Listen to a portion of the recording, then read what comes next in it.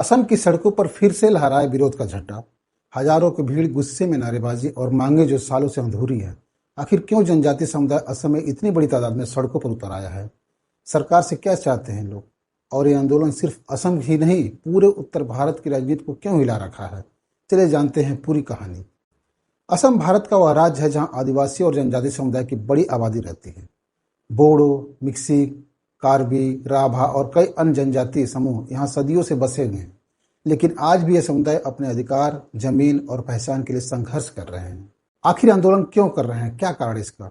इनकी SC state की मांग, एसटी स्टेट की मांग। कई जनजातियां अभी तक अनुसूचित जनजातियों की सूची में शामिल नहीं हुई है।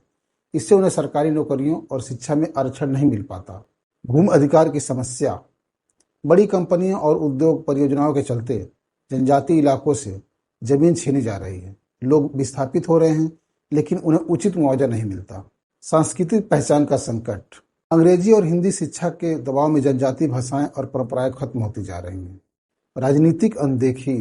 स्थानीय नेताओं का आरोप है कि सरकार चुनाव आते ही वादे करती है, लेकिन बाद में जनजातियों की मांगों को भुला देती है। आखिर ताजा विरोध क्यों बढ़ा? हाल ही में असम सरकार ने कुछ नई जमीन अधिग्रहण परियोजना और उद्योग नीति लागू की है, जिससे आदिवासी गांव प्रभावित हो गए। इसको लेकर युवाओं और संगठनों ने जनजातीय अधिकार बचाओ आंदोलन शुरू कर दिया है। गुवाहाटी और डिब्रूगढ़ में हजारों लोग जुलूस में शामिल हुए। मांग की गई कि एसटी स्टेट पर तुरंत फैसला लिया जाए। युवाओं ने स्पष्ट कहा कि हमें हमारी जमीन लौटाओ, हमारी पहचान सुरक्षित करो। इस पर सरकार का रुख क्या है? सरकार की ओर से बयान आया है कि चर्चा के लिए दरवाजे खुले हैं और समितियां बिठाई गई हैं, मगर आंदोलनकारी कहते हैं कि अब समितियों की नहीं, ठोस कार्रवाई की जरूरत है। आखिर इसका असर क्या होगा असम पर? शिक्षा और रोजमर्रा की जिंदगी ठप हो चुकी है।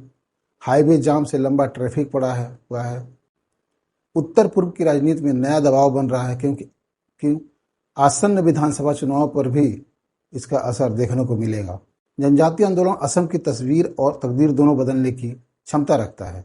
सवाल सिर्फ इतना है कि क्या सरकार इन आवाजों को वक्त रहते सुन पाएगी, या फिर आंदोलन और बड़ा आकार लेकर पूरे प्रदेश की राजनीति को हिला देगा। आपकी नज़र में जो मांगे आदिवासी समुदाय रखे हैं, क्या वे जायज़ हैं?